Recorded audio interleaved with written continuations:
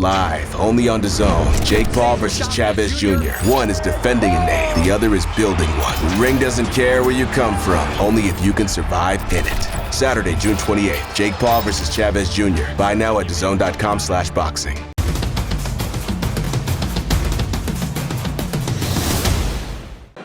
Marcus Hayes, Fight Hub TV with the victorious one, Kid Austin, Floyd Schofield Jr. Floyd, huge KO. You talked about it. You alluded to it with us yesterday before you went out. We didn't see this coming though, bro. Talk to us about what you just did. Like I said, I listened to my dad's game plan. I just stayed focused. And just, I tried, work on different things in camp. A lot of people said I had technical flaws. I didn't know how to box, no IQ. And I believe I was able to demonstrate that a little bit, setting up the right punch. Because I always see Tevin. I was studying Tevin this morning, every day. And, I feel like he was underestimating me. And I guess he found out. First knockdown comes up. I was literally where we are right now. I walked upstairs.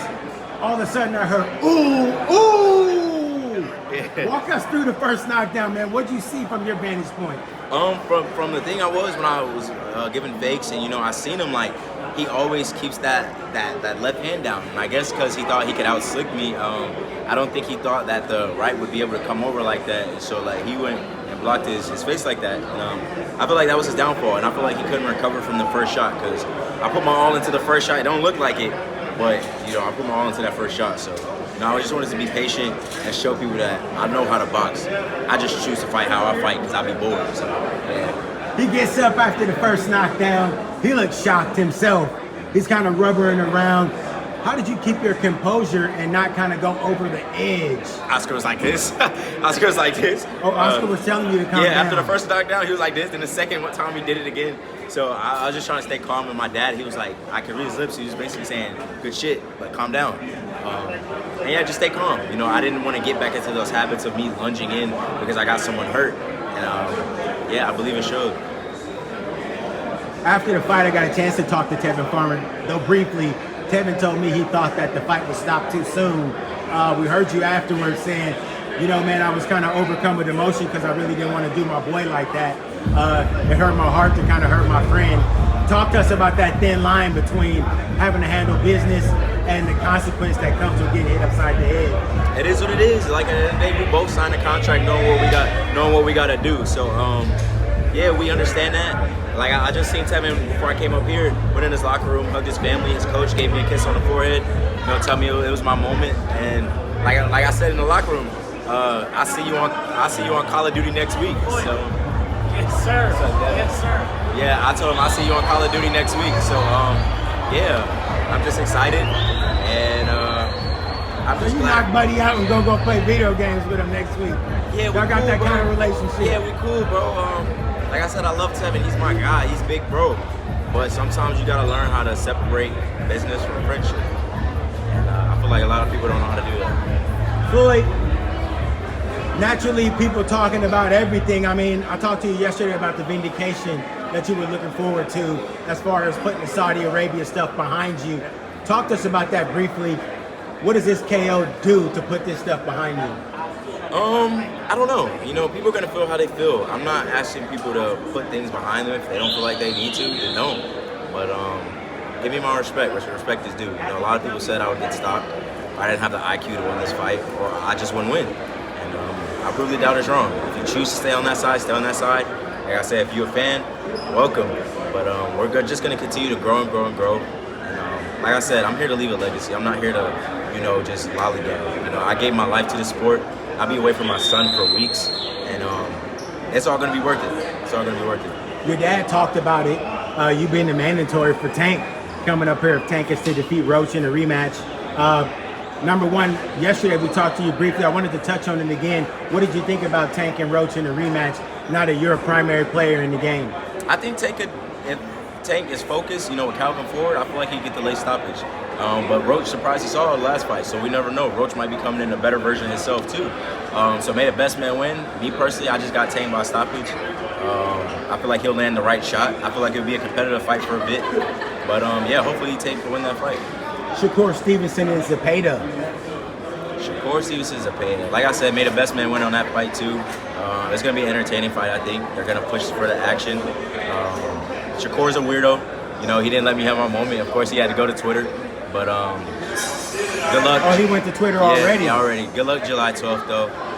What did he say? We fight. Basically, just like don't get too comfortable over Tevin's mistakes or whatever. Like, come on, be for real, bro. I mean, if you hating just because I got a first round knockout, you never got one, say that. But it is what it is. I don't want to throw no shade. Hopefully, he can win that fight and something can happen. But yeah, I'm not one with negativity. I wish good on the brother.